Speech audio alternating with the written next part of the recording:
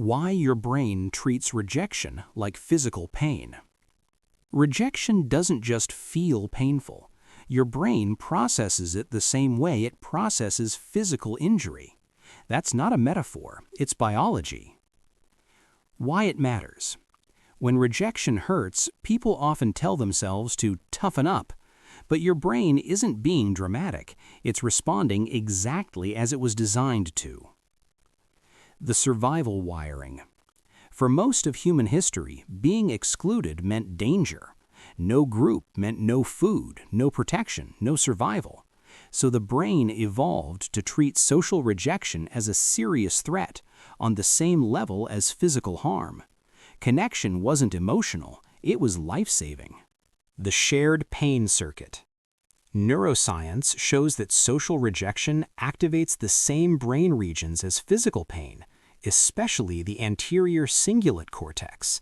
That's why rejection hurts immediately, feels sharp, not subtle, and lingers in the body.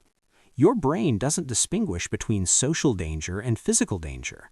Pain is the signal for both. Why it feels so personal. Rejection threatens identity, not just feelings.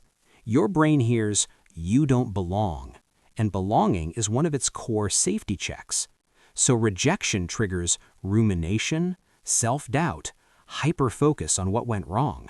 Not because you're insecure, but because your brain is searching for how to avoid future exclusion. Anticipatory pain. The brain learns quickly. One strong rejection can teach it to preemptively avoid situations where it might happen again.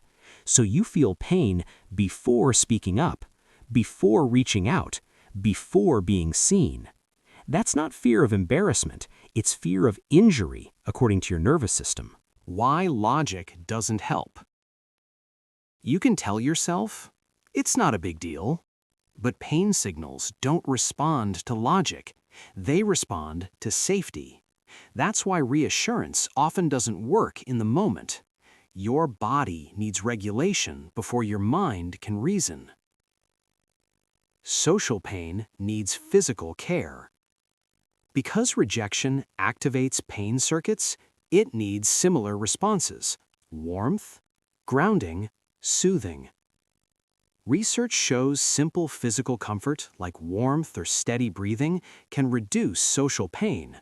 You're not being emotional, you're responding to a neural alarm.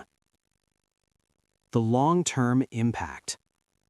Repeated rejection sensitizes the system. Over time, the brain becomes hyper-alert to tone changes, delayed replies, neutral expressions.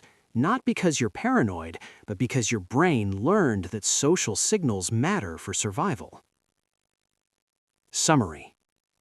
Rejection hurts because your brain treats it as injury, not inconvenience. It activates ancient survival systems designed to keep you alive through connection. So if rejection has ever shaken you more than you expected, that wasn't weakness, that was wiring. If understanding this made you kinder to yourself, that's the point. Subscribe for psychology that explains your reactions without blaming you for having them.